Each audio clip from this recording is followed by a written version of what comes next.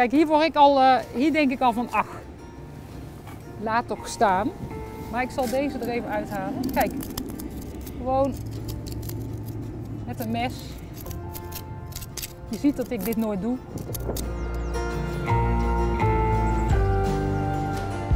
Kijk, hier staat bijvoorbeeld onkruid. Dat is kleine veldkers. Die zie je nu overal in tuinen en vooral ook plantenbakken opkomen. En dat is een super lekker plantje. Dat is familie van de tuinkers. En het smaakt ook een beetje pittig. Dus ja, kijk eens wat verder dan je neus lang is als je denkt dat iets onkruid is.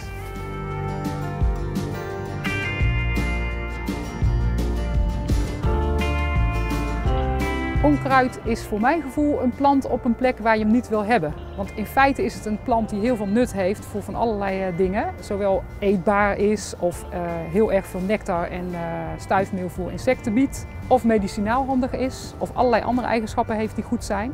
Dus voor mij is er geen onkruid. Je hebt natuurlijk het bodemleven en zo zou je ook kunnen spreken van het voegleven. Tussen de voegen zitten ook allerlei diertjes. Daar zitten bijvoorbeeld zandbijen, die kunnen daarin nestelen. Die zie je ook wel eens daar kleine gaatjes in maken. Ook mieren zitten er, hele nuttige tuindieren. En regenwormen die vinden daar ook hun weg. En ja, het is eigenlijk zonde als je hun habitat ook verstoort.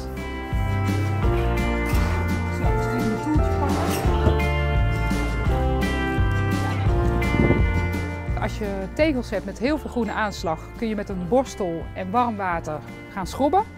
En als je tussen de voegen de plantjes wil weghalen, dan pak je gewoon een mes. Een oud schilmesje mag ook. Of zo'n staalborstel als dit. Daarmee kun je heel goed tussen de voegen krabben. En ook met zo'n krabbertje nog even nakrabben en dan ziet het er netjes uit. Gewoon eventjes met je spierballen aan de slag.